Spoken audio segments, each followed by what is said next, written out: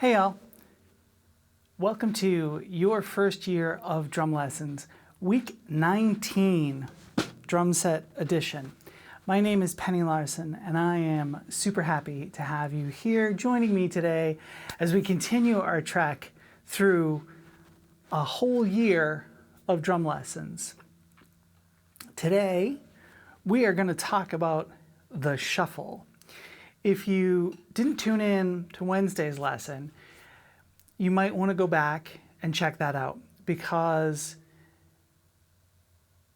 what we did was talk about the shuffle rhythm, where it comes from, how we count it, how to feel it, and all the things that are really necessary to understand it from a music theory kind of point of view. We didn't go super deep dive or nothing, but if you watched Wednesday's video, you saw a good explanation of, I think, a good explanation of what the shuffle is, how we count it, etc. So I'm not going to do too much of that today. I'm going to give you the short version. We've been talking about triplets the last couple weeks. And a triplet is just 1, 2, 3, 1, 2, 3.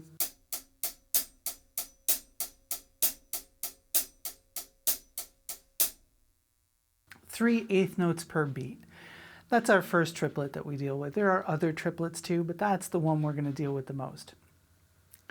A shuffle is when I take out that middle note and play just the first and third. And I get kind of this shuffling rhythm. It kind of feels like you're shuffling along. Da-dum, da-dum, da-dum, da-dum.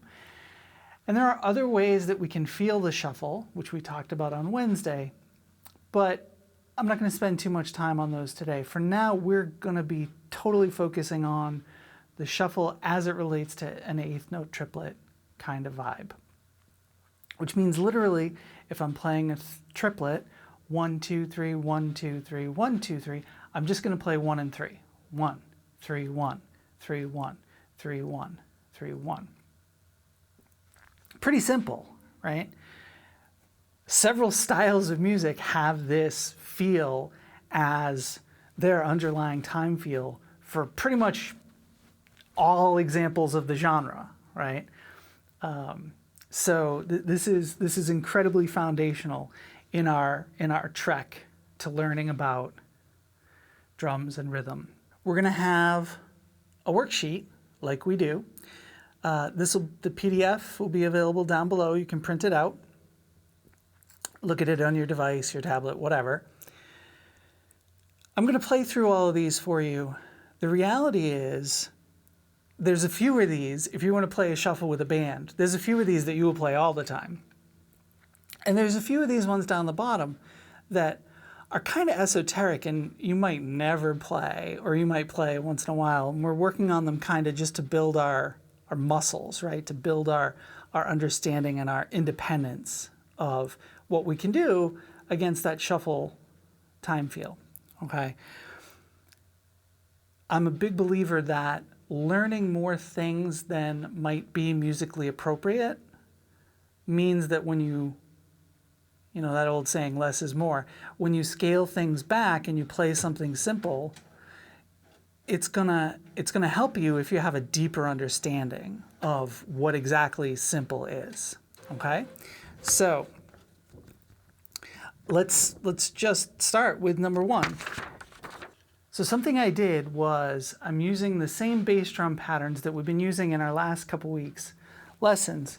So you can really see how all that's changing is the time feel, and really not even the time feel. It still feels like triplets, but a shuffle has a different kind of, because it has such a lope, right? Dum, da, dum. You know what I mean by lope, right? It's almost like it's a little uneven. Da, dum, da, dum, da, dum. Because it has that little uneven feel, these same bass drum patterns are going to feel really very different. Number 1 is just back to our old 1 and 3 on this bass drum, 2 and 4 on the snare, and that shuffle rhythm, right? I'm going to do it really slow. There's a Led Zeppelin song that they play really slow, You Shook Me on Led Zeppelin 1. And this is the type of thing you'll hear. I think actually he's playing one of the examples we're going to get to later on. But just to show you how slow you can play this shuffle. 1, 2, 3, 4, oh.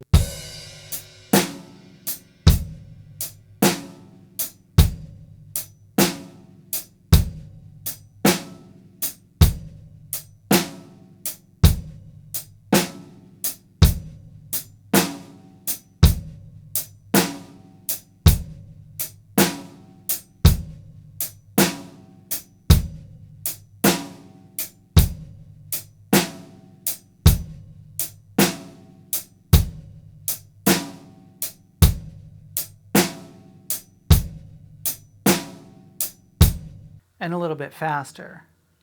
1, 2, 3, 4.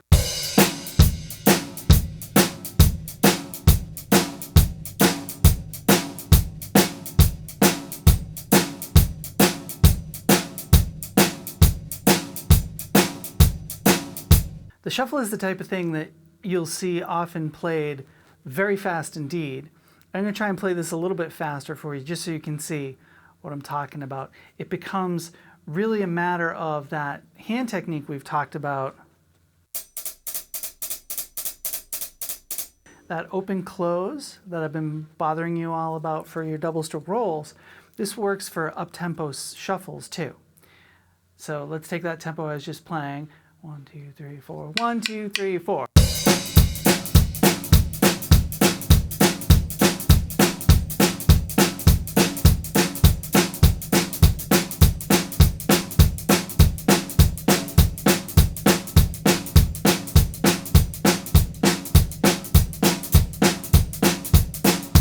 And it's imperative when you're playing that quickly that your hand is as relaxed as possible, because by the end of just that, honestly, shuffles aren't a thing I play a ton, and up-tempo shuffles especially aren't a part of my like regular repertoire. So just playing that shuffle for a few minutes made my hand go, not even a few minutes, for a few bars, made my hand go, hey, what's going on, right? So the more you can end up with your hand so it's relaxed, so that shuffle motion is just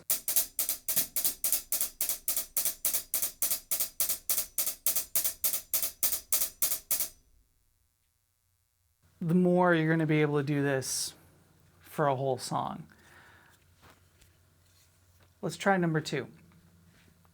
Number 2, we just add in the bass drum on the third partial of the triplet on beat 3, right? So 3, 4. 1, 2, 3, 4, oh.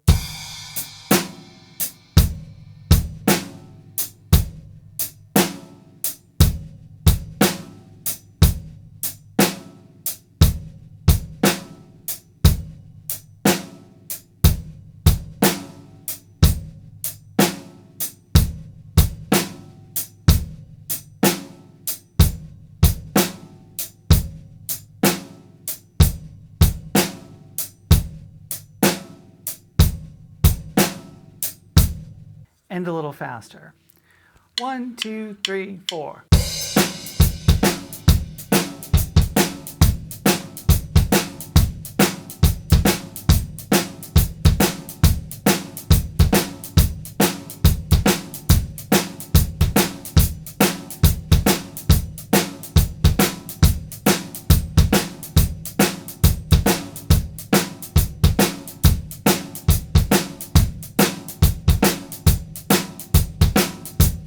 Number 3 moves that bass drum to the last partial on beat 4, so we end up with a 1 as we come back into the beginning of the measure.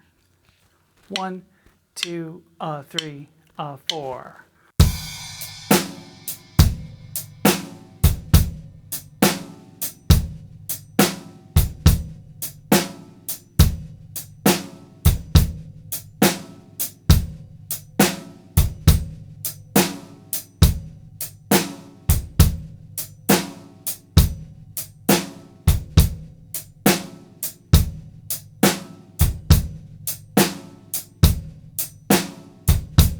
And a little faster. 1, 2, 3, 4.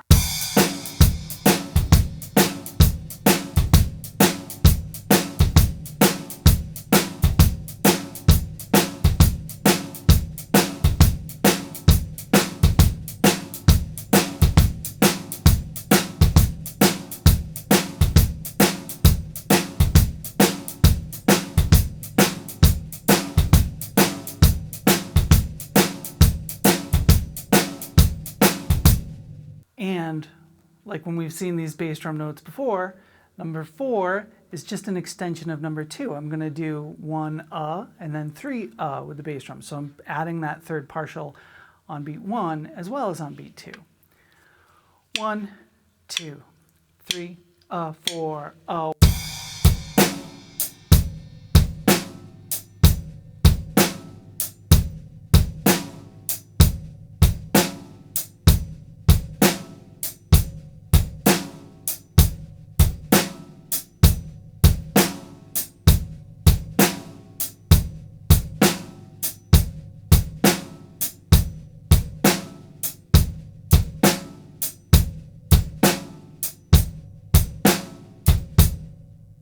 and a little faster. 1, 2, 3, 4.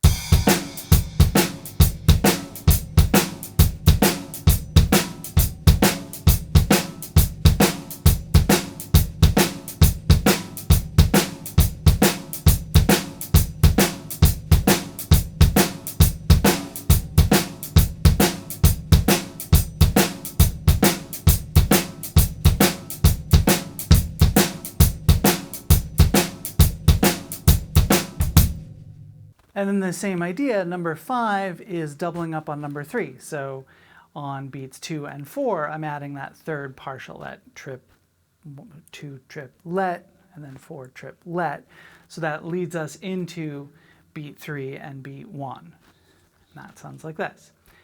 1, 2, 3, 4,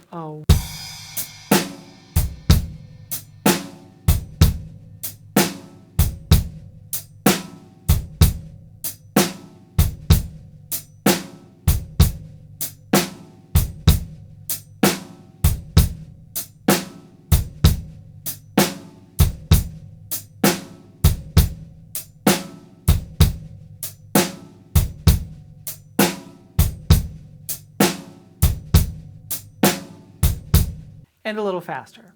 1, 2, 3, 4.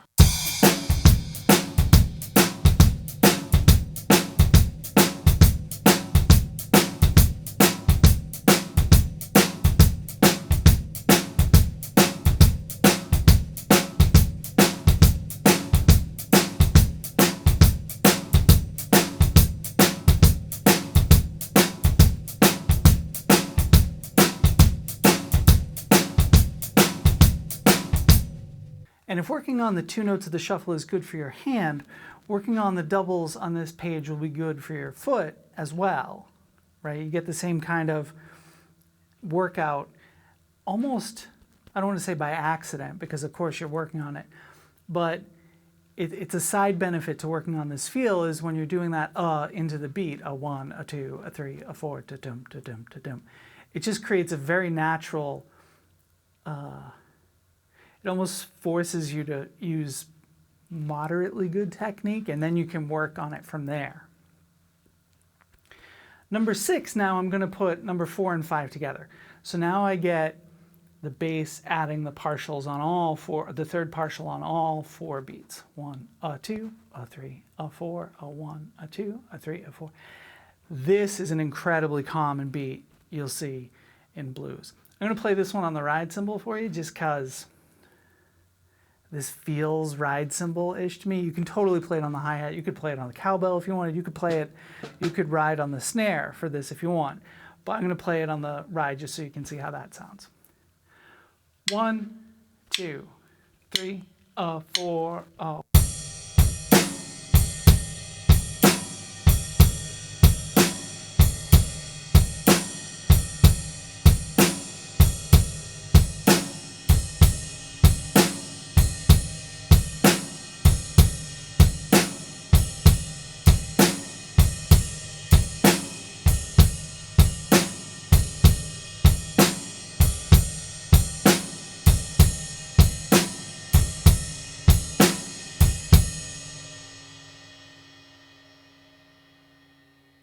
and a little faster. 1, 2, 3, 4.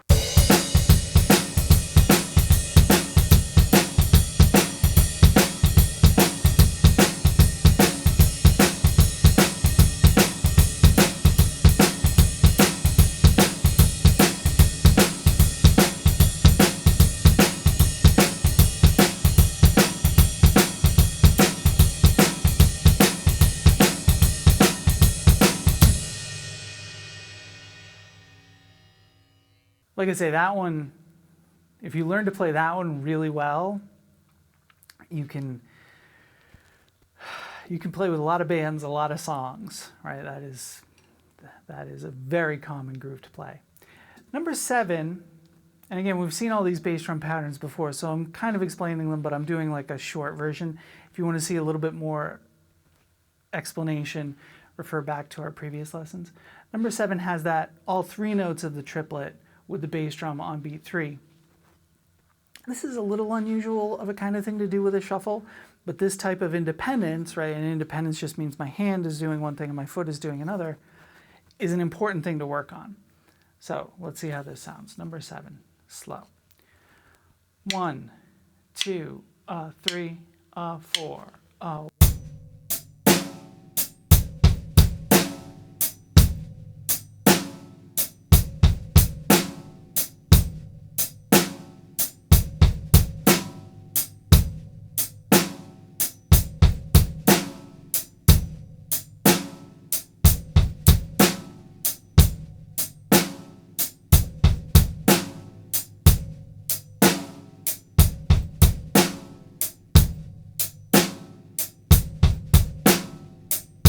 And a little faster. 1, 2, 3, 4.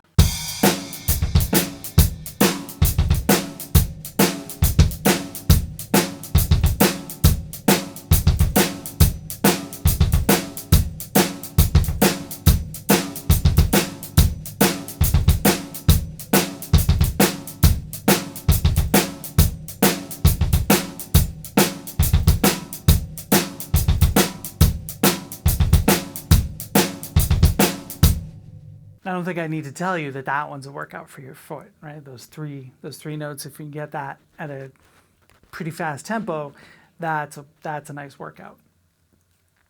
Number 8, we're going to play the first and then the third partial, and then on beats 2 and 4, we're going to play the middle note, the second partial, right? So the bass drum plays 1 triplet, 2 triplet, 3 triplet, 4 triplet. If you know what rhythm that is, tell me down below in the comments. I'm not going to tell you. We're kind of superimposing an extra rhythm here. But we don't even need to understand what we're doing to play it. Let's try it nice and slow. 1, 2, 3, 4,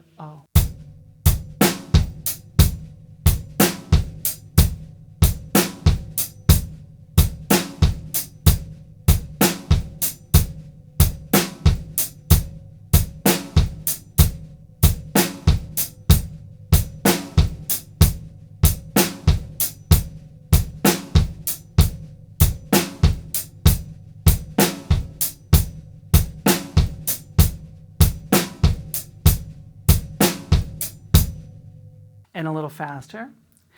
1, 2, 3, 4.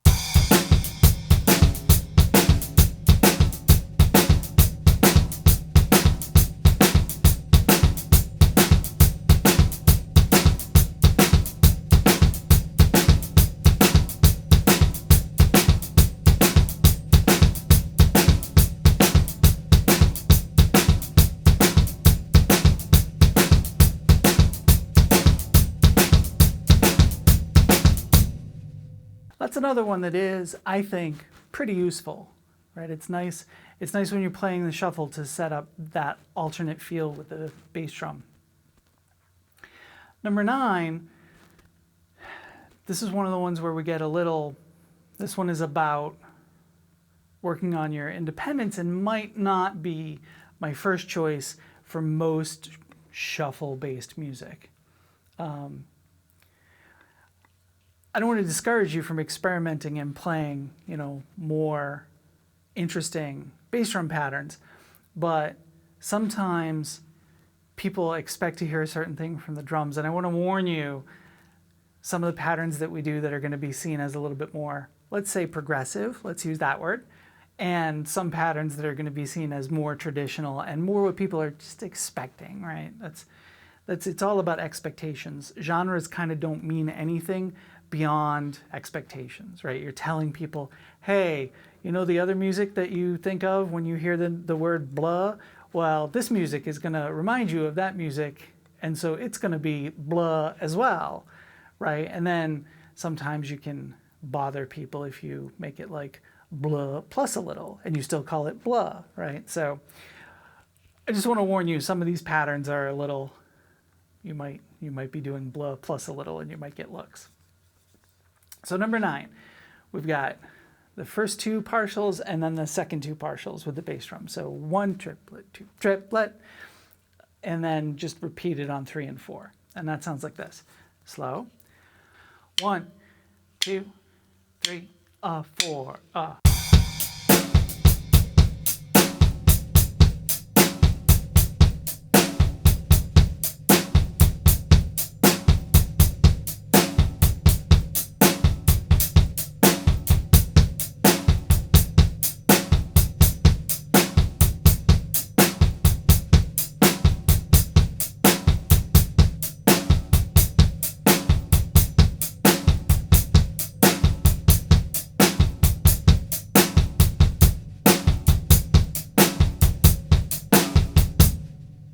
Got a little wonky in there. A little faster. 1, 2, 3, 4.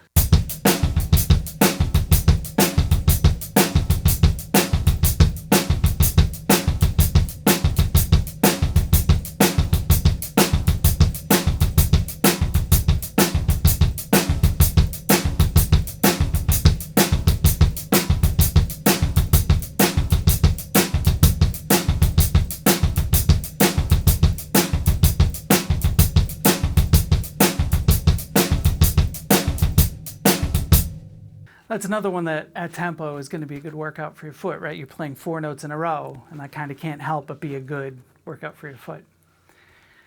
Number 10, this is another one that's super common, right? So now on the last one we went from blah plus a little. This is like right in the pocket of blah, right? Mostly I'm thinking of blues when I say blah, but shuffle-based music isn't exactly blues, right? I mean, there's so much blues that's straight eighth based, so I don't want you thinking, oh, the shuffle is always blues. No, right? The shuffle is always a shuffle. How's that for a truism? Well, pennies truisms. That'll be a nickel, please. So seriously though, when you're playing a shuffle, that sets a certain expectation in people's heads. And that last one will be outside their expectations. Number 10 is totally down the middle of their expectations. 1, 2, 3, 4. Oh.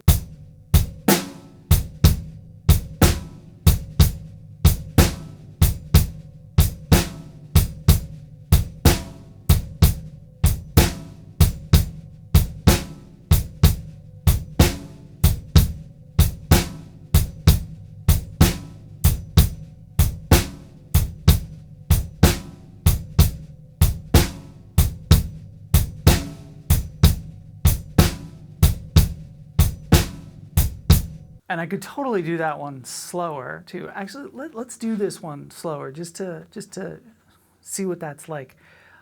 A lot of shuffle music is very slow. 1, 2, 3, 4. Oh.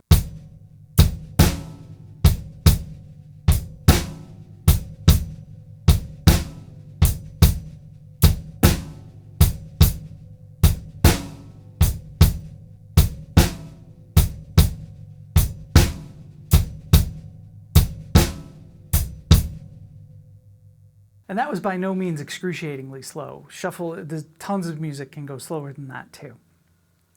Let's try that one a little faster. 1, 2, 3, 4.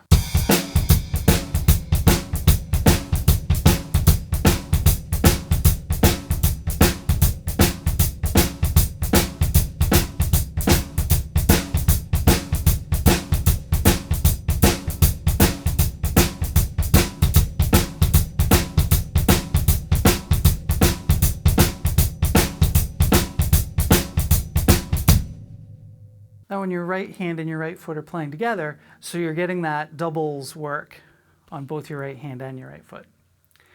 Number 11, we're just playing all the triplet notes with our bass drum. I think this would be a little unusual in shuffle-based music because delineating that middle note of the triplet in a shuffle, you can do it, but it's a little, like I say, it's a little unusual. The shuffle usually isn't exactly a triplet.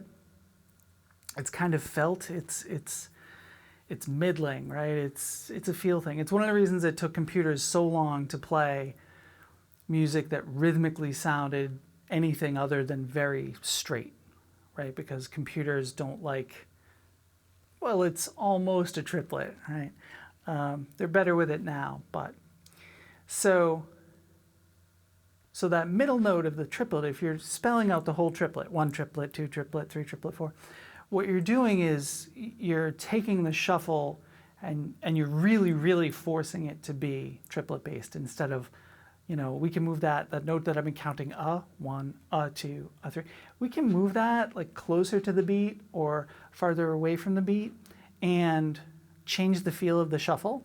If you're playing all 3 notes of the triplet, you really can't. And so that's why this as an underlying feel would be unusual. It's awesome as both a chop builder for your foot, but also as a way, if you're having a little trouble feeling the shuffle, playing all 3 notes with your foot really helps you place the hi-hat in the right spot.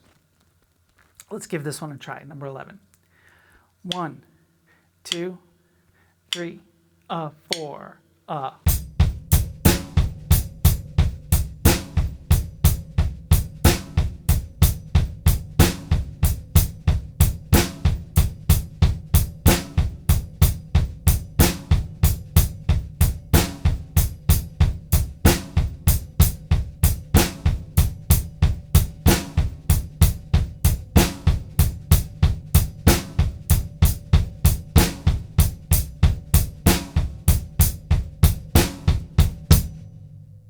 and a little bit faster.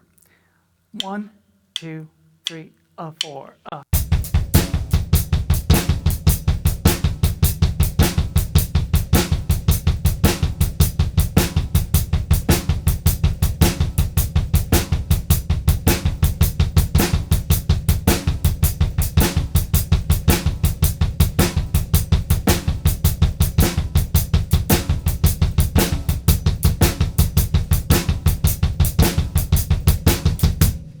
That one is tricky to control. Those triplets with your right foot while playing the shuffle on top, especially at that speed when you've got to use one of the techniques we've talked about with your bass drum to get all those notes. It's just, I think it's tricky. So number 12, we've got another weird pattern with the bass drum. We've got the first 2 partials and then the middle, and then the third, and then the second and third. So the bass drum is 1 triplet, 2 triplet, 3 triplet, 4 triplet. This is another one that might be a little unusual. This one I think is musical enough that, if you were playing it with the right song, this one would sound really cool. Let's try it. 1, 2, 3, 4,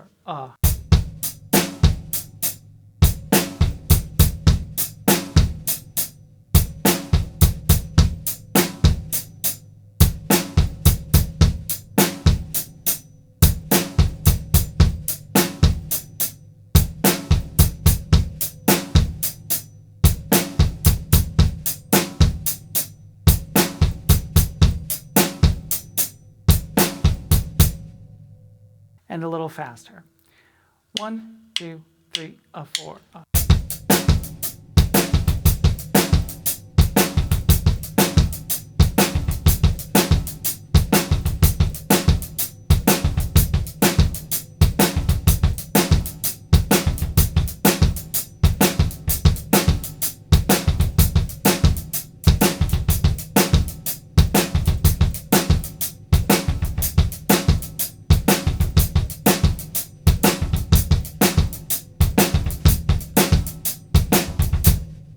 I should tell you, some of these I'm pretty much writing this curriculum and writing these lessons as we go. And so some of the trickier examples I am learning along with y'all, and some of them I could stand to work on them more. That one is definitely a little awkward, right? To keep that shuffle going and then have this weird is really kind of tricky. Number 13 is another tricky one. Now we've got the second and third notes of the partial, then the third, and then the second and third again. So one triplet, let, triplet. That sounds like this. 1, 2, 3, 4.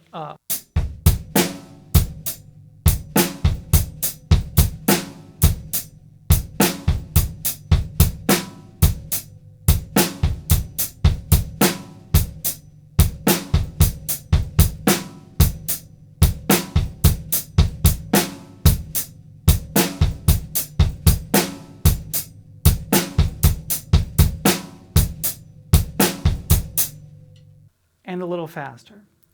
1, 2, 3, 4.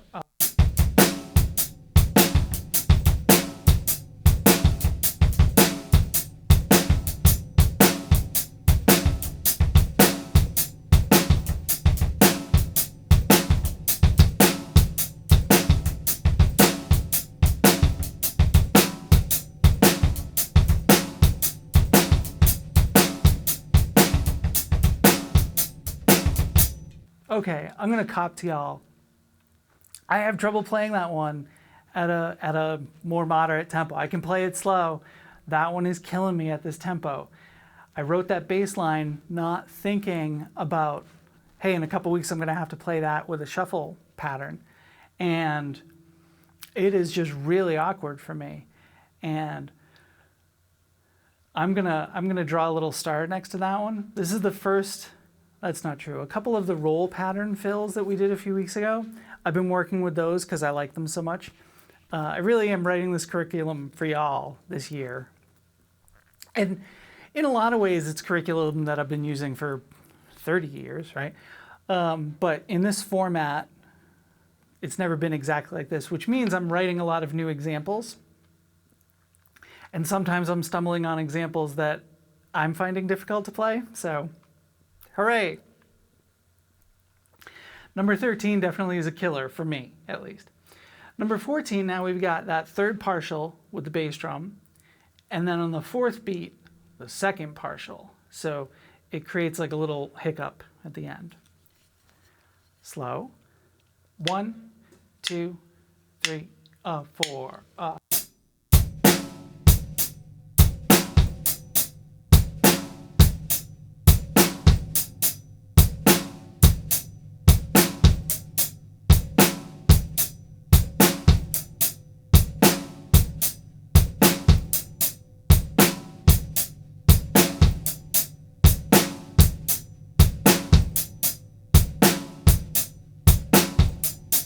This one feels weird because it doesn't, like the last one, it doesn't have a bass drum on 1, and that's always kind of weird. Let's try that one a little faster. 1, 2, 3, 4.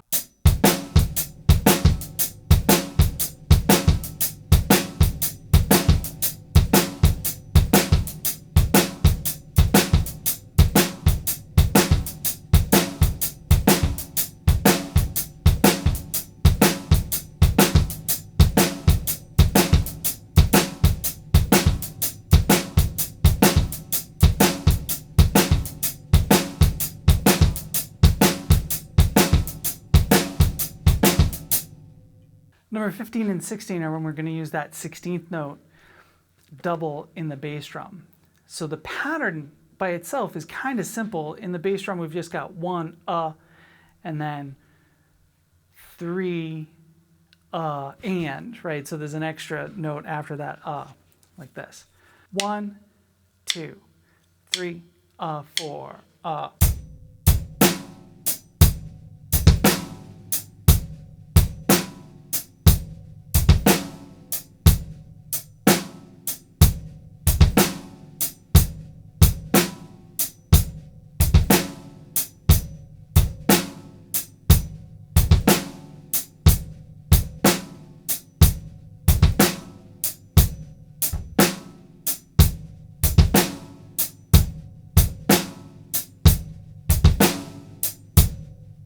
and a little faster.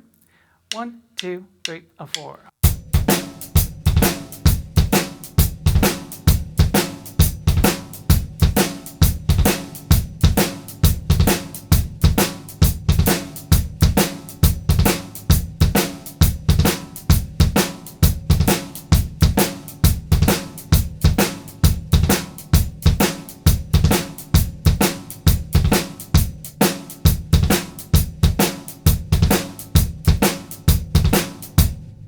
And then finally, number 16, we're going to do that double on both beat 3 and beat 4, which means beat 4, going back into beat 1, we're going to do 3 really quick notes of the bass drum in a row. And that's probably going to give us a speed threshold for this one. Let's see how that goes. Let's do it nice and slow first, and then we'll try it a little faster. 1, 2, 3, 4.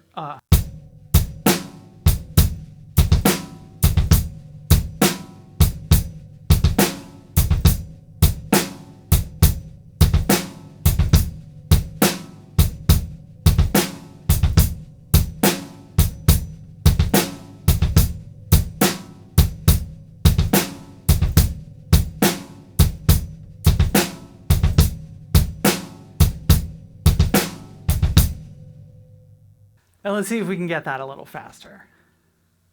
1, 2, 3, 4.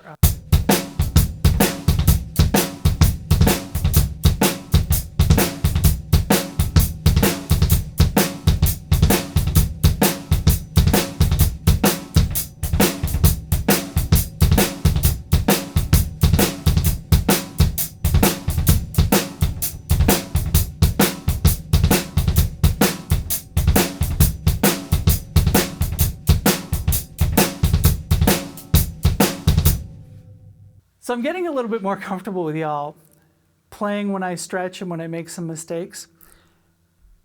I've always done that with students in the room with me. For a couple of reasons. First of all, I want you to see the process. I want you to see that I make mistakes. I'm working on stuff. And just because I'm teaching you something doesn't mean I can play it perfectly at 1,000,000 miles a minute, right? We're all learning together. And especially, like I say, a lot of these trickier ones that I wrote 2 weeks ago, coming up with some triplet patterns, and then 2 weeks later realized, oh, hey, you're actually going to have to play that with a shuffle with your right hand. Right, so I'm kind of learning with you. And that one I could probably play that one that fast, and maybe even a little bit faster. If I shed, which means just worked on, right? If I shed that little lick at the end, the 3 bass drum notes, it's just in a weird place that I'm not used to.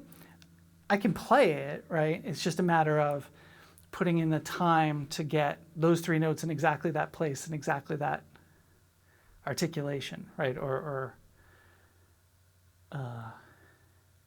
maybe I mean articulation, maybe I mean interpretation. Get those 3 notes rhythmically correct in that spot. That's what I mean. Okay, so my life is weird at the moment, and I'm letting it bleed over into my lessons, and I apologize, I'm a little goofy today. So anyway, though, some of these down the bottom, depending on the gig you're on, play them and get fired, right? They're those kind of licks. But they're cool. I really like some of these really strange ones, and I wouldn't do them over and over again. It's almost like a lot of times when you're playing something like a shuffle, you don't want to break that shuffle, jump, jump, jump, jump, jump, right? You want to keep that time feel going. And so if you play a fill, you almost get really limited, right? Very hamstrung. And a lot of times, like blues drummers are kind of known for, oh, he played 3 verses and didn't play a fill, right? And that's cool, that's awesome. But, if you've got like a little lick you can do with the bass drum just to kind of add some interest, is the cliche term that my friend and I use, it can help to break it up. It can give you something to feel a little bit, more excited about, instead of just playing jump, jump, jump, jump, jump, which getting into the trance-ness nature of that can be super cool. But if you want to add a little bit of interest, some of these foot patterns are going to give you that option, right? And clearly some of them are pretty tricky. Either that or I'm just much worse than I have convinced you all. I don't think that's true. I think honestly these are pretty tricky, some of these. Okay.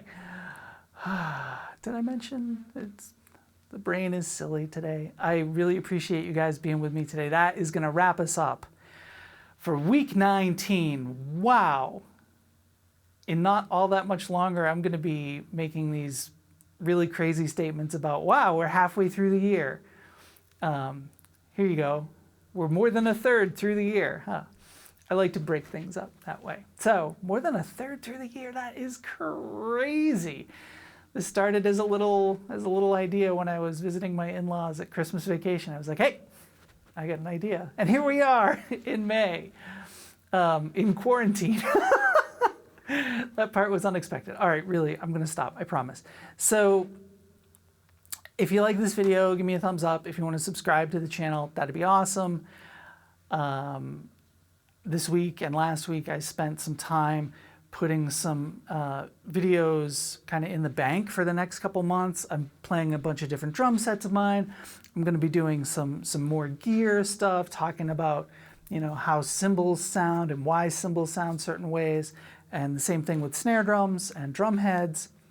And so there's going to be like a nerdy component coming back into the channel. There's still going to be your first year of drum lessons, of course. We're doing that for the year. And some other lesson stuff as well. I have some more one-off lessons that don't feel like they fit in your first year, that those will show up on odd days as well. And plus I'm going to... there are these drumless tracks, right, that I'm sure you've seen. And I've put a couple up and I've done, you know, I think they call them drum covers, right? And I've done a bunch of those. I want to use those drumless tracks for two very specific purposes. And I'll explain it a little bit more when I actually start releasing them regularly.